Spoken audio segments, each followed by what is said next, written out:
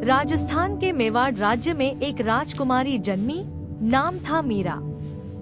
बचपन से ही उनकी आंखों में मोहक भक्ति थी और होठों पर कृष्ण का नाम।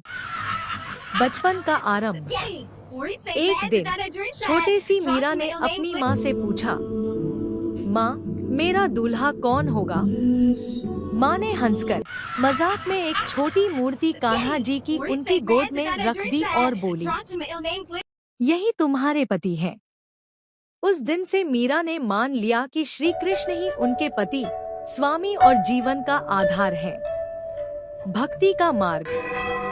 बचपन से ही मीरा महलों में रहकर भी रजनीगंधा के फूलों की माला बनाकर कृष्ण को पहनाती। उनके कक्ष में घंटों कृष्ण भजन गूंजते। राज दरबार में लोग कहते, राजकुमारी राजसी खेलों में क्यों नहीं लगती? इन्हें तो केवल बांसुरी की तान और कान्हा की मूर्ति चाहिए। मीरा उत्तर देती, सोने चांदी का क्या करना, मेरा धन तो बस कृष्ण का नाम है।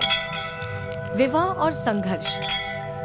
समय आया जब मीरा का विवाह मेवाड़ के राजा भोजराज से हुआ, परंतु विवाह के बाद भी मीरा का मन केवल कृष्ण में ही रमा रहा। राजमहल की रानियां, रिश्तेदार और यहाँ तक कि राजा भी उनसे कहते, तुम महारानी हो, राजसी आचार व्यवहार अपनाओ। हर समय कृष्ण की मूर्ति और भजन में मत खो जाओ। लेकिन मीरा दृढ़ थी, मैं जन्म जन्मांतर से श्याम की दासी हूँ। राजमहल की दीवारें मुझे कृष्ण से अलग नहीं कर सकती। विष का प्याला। दरबारियों ने उनकी भक्ति रोकने के लिए षड्यंत्र रचे। कभी उन्हें सांप भेजा गया, कभी जहर का प्याला। पर जब मीरा ने विश्वास से कृष्ण का नाम लेकर जहर पिया, तो वह अमृत बन गया। लोग दंग रह गए। ये तो कोई साधारण स्त्री नहीं, साक्षात कृष्ण की प्रिया है। कृष्ण से मिलन की चाह।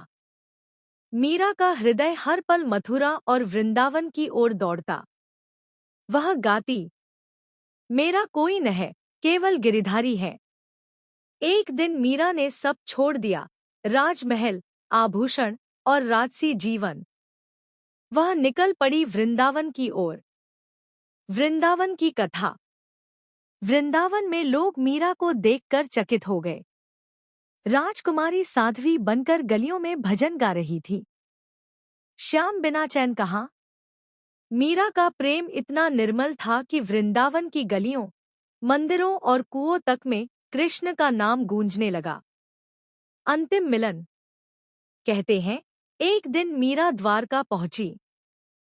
वहां रणछोड़ मंदिर में उन्होंने कृष्ण की मूर्ति को देखा और आंसुओं में